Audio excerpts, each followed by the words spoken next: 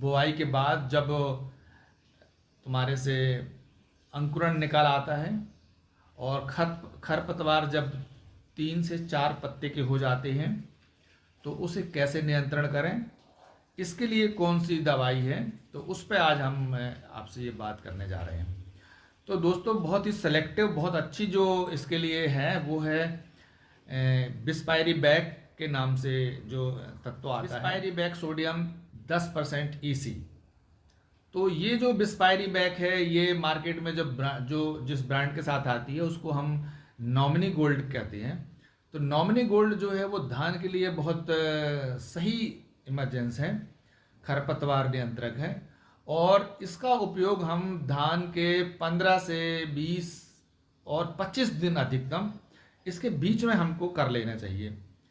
तो जब धान अंकुरित हो जाए और एक तरीके से 20 दिन के आसपास की हो जाए और उसमें खरपतवार जब 3 से 4 पत्ते के हो जाते हैं लगभग, अगर उस समय हम इसका छिड़काव करते हैं तो ये खरपतवार को नियंत्रित करता है और धान की बढ़वार को ये बाधित नहीं करता है। तो धान की बढ़वार में हमको इससे कोई फर्क नहीं पड़ता, लेकिन खरपतवार इससे नियंत्रित हो जाता है।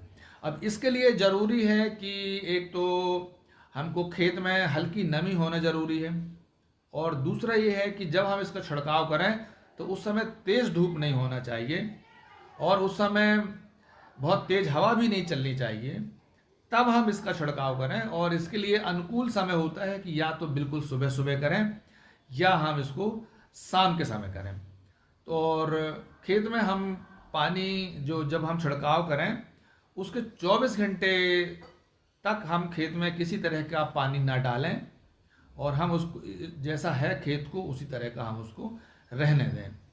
अब इसमें बात आती है कि जो ये नामिनी गोल्ड है, जो बिस्पायरीबैक सोडियम जिसके अंदर तत्व रहता है 10% का EC का, उसकी मात्रा है।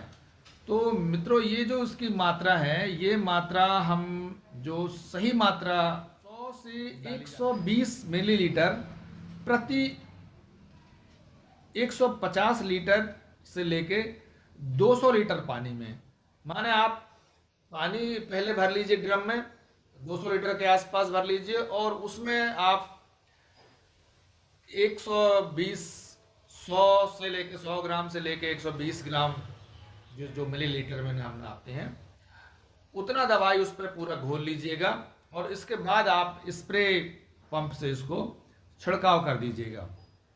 तो इससे जो खरपतवार आपके खेत में उग आए हैं उसको नियंत्रित करने में ये बहुत कामगार। इस पे एक चीज और मित्रों, इस दवाई के असर को और बढ़ाने के लिए कुछ स्टिकर भी आते हैं। जैसे हमने जो दवाई डाली, अगर उसके साथ हम ये स्टिकर मिला लेते हैं तो ये पत्ते में दवाई को चिपकने में मदद करते हैं और वो जब पत्ते में दवाई चिपकती है तो ये और ज़्यादा कारगर होती है। तो इसके लिए जो स्टिकर आते हैं बाज़ार में, वो स्टिकर के नाम है, एक तो आप डाल लीजिए, एक है स्वीप पावर और दूसरा है ट्रेंड 90। ये अगर हम इसमें मिला लेते हैं तो इसके मिलाने से क्या होगा कि जब हम स्प्रे करेंगे तो जो स्प्रे की बूंद पड़ेगी हमारे खरपतवार के ऊपर, उससे खरपतवार में ये स्प्रे से जो बूंद है वो चिपक जाएगी दवा, और जब चिपकेगी तो ये ज़्यादा कारगर होगी और ये ज़्यादा काम करेगी। तो ये इसके असर को बढ़ा देती है। इसलिए जब हम ये इमरजेंस डालते हैं तो इस पे हमको स्टिकर डालना बहुत ज़रूरी होता है। तो हम अगर स्टिकर डाल लेते हैं तो हमारी जो दवा की मात्रा, दवा की जो क्षमता है वो बढ़ जाती है। तो किसान भाइयों, ये था दूसरा आपको इमरजेंस जिस पे हमने आपसे बातचीत। ये जो इमरजेंस है आपको दोनों तरीकों की विधि में काम आता है। माने अगर आप सीधे छिड़काव विधि से या सीधे बोनी करते हैं तो उसमें भी आपको जब खरपतवार उगाता है तो उसमें भी काम आता है, और अगर आप रोपाई करते हैं तो उसमें भी ये काम आता है। तो रोपाई करने के 1 हफ्ते के बाद आप इस इमरजेंस का उपयोग करेंगे तो ये आपको ज़्यादा असर करेगा।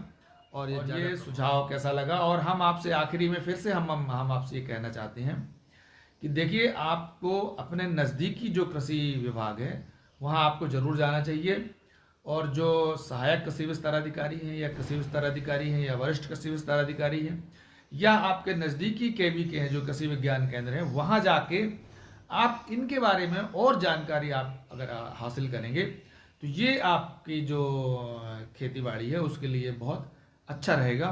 तो हमें उम्मीद है कि आपको ये जानकारी बहुत अच्छी लगी होगी और हमें आप कमेंट्स करके ज़रूर बताइए और लाइक करिए और शेयर करिएगा। धन्यवाद।